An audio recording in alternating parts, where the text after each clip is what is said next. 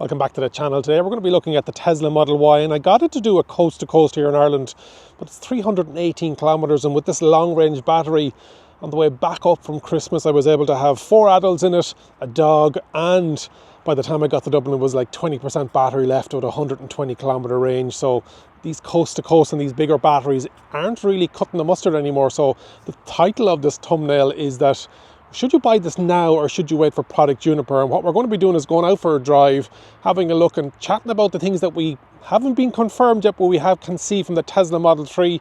I've got that new Highland video on my channel a couple of days ago. I put it out, so we can start to guesstimate, and with rumours and the rest we can start to piece things together. But sometimes people will want the current model because there are certain things on it that you might like and certain things on it that you may not like on the new version. So let's get into it. So as mentioned, the question on this video is, should you buy now or should you look and wait for the Project Juniper, which is the codename for the updated Tesla Model Y?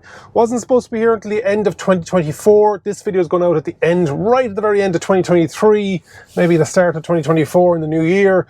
And what we have is a dilemma for a lot of Tesla buyers. There are some Tesla buyers out there that if Elon brought out a new 3 or Y or S or X and the steering wheel was made of cardboard, they'd buy it. They just want the latest and greatest thing. It's a bit of an Apple fanboy, Tesla fangirl thing going on, and that's fine. There are some people out there. There are other people out there saying, should I go, should I wait? They're looking at resale value, residual values, etc, etc.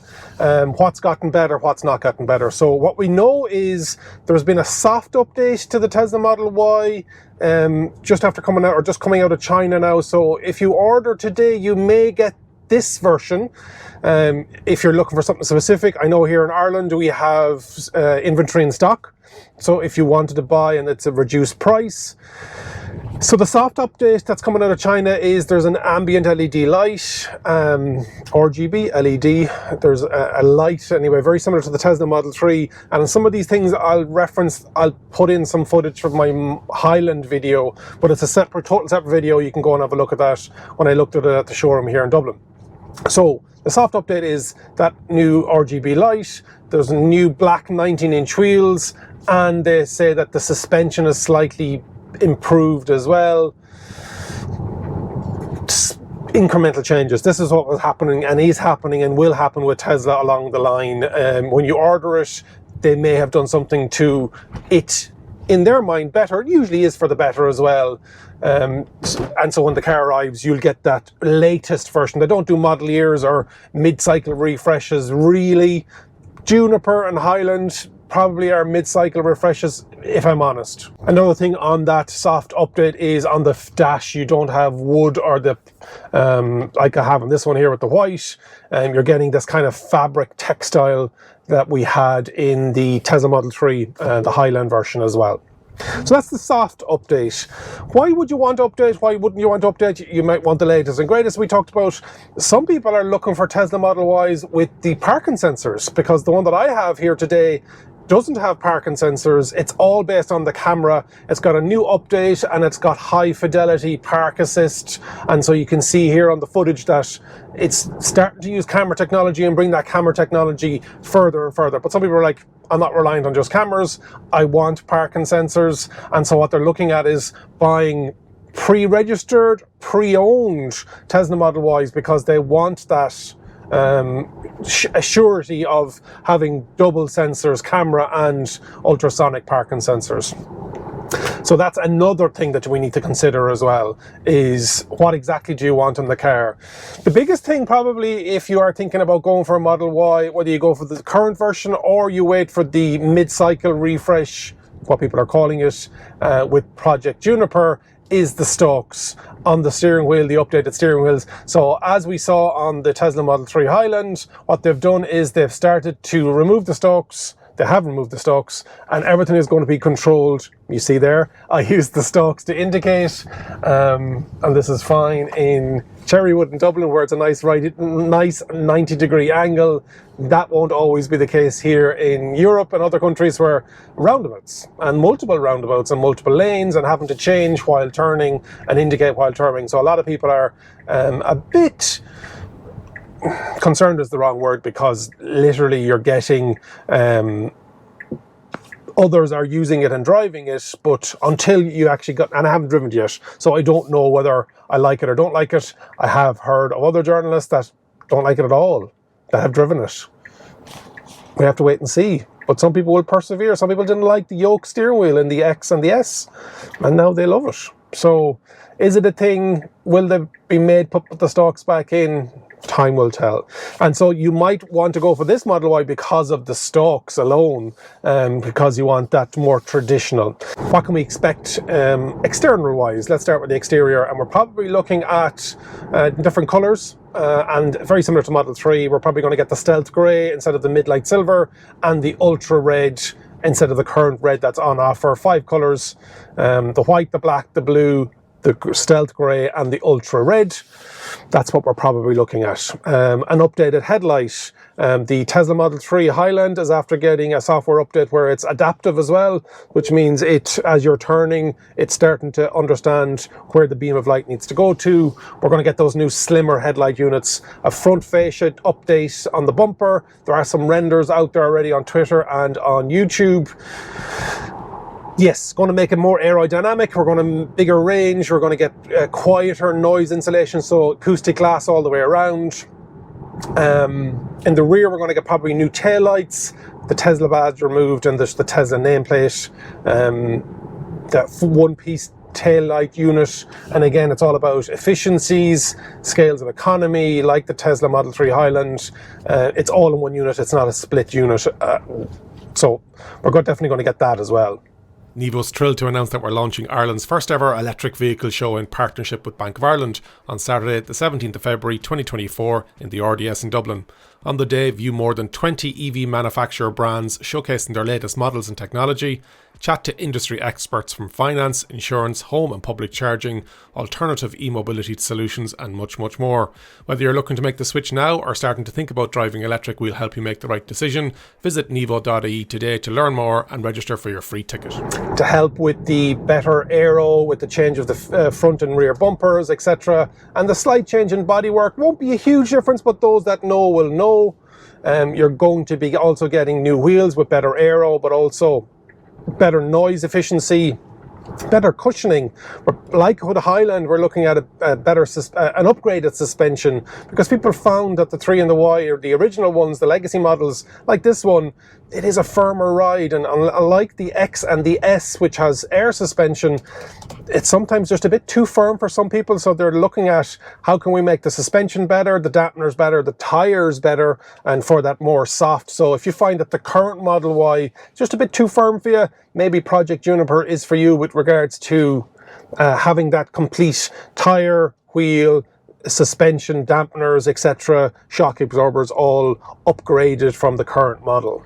Then we come to the infotainment screen in the front. We're going to get a slightly larger screen because it has smaller bezels, better processing power, brighter, better Wi-Fi connectivity, Bluetooth in 2 separate zones rather than a single zone. So that whole interface and that UX and UI is going to be improved. Not a lot, but definitely improved. The ability to turn off the passenger side air conditioning, again, like in the Model 3 Highland version.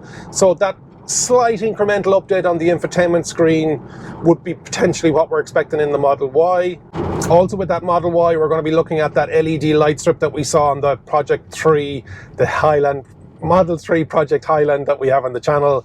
Nice touch, nice feature. It seems to be the way people want that individualization, the different colors, etc. It was nice. I didn't drive it at night time. I didn't drive it at all yet. So looking forward to see whether it's distracting or whether it's something that will be helping with the ambience of driving a Tesla at night time. So, but we expect that to be in the Model Y Juniper as well. Also, like the Tesla Model 3 Highland, we had an 8-inch screen in the back. Whether it's still going to be an 8-inch screen, I think so. Again, scales of economy and buying power. We're going to looking at that screen in the rear, and with that screen in the rear, you have the option of controlling the air conditioning unit in the rear. You've got entertainment, etc., etc. So the ability for your rear passengers to have a bit more control, because it's a small bit bare at the moment in the rear of the Tesla Model 3 and Y, but now the new Model 3 Highland, we can see that the screen is put into it. And so we'd expect that in the Project Y Juniper as well. The biggest thing that we're probably looking at is, because 3 came out, and because we're starting to see a lot more competition for the Y, and this is the probably, as I finished December 2023, probably going to be the best-selling car in the world in 2023, there is a competition coming, and with that competition you're looking at the likes of 800 volt architecture on the high voltage side of things, 48 volt architecture on the low voltage side of things. We're looking at Cybertruck to see, okay, what are they bringing in there that is their flagship vehicle that will potentially roll down.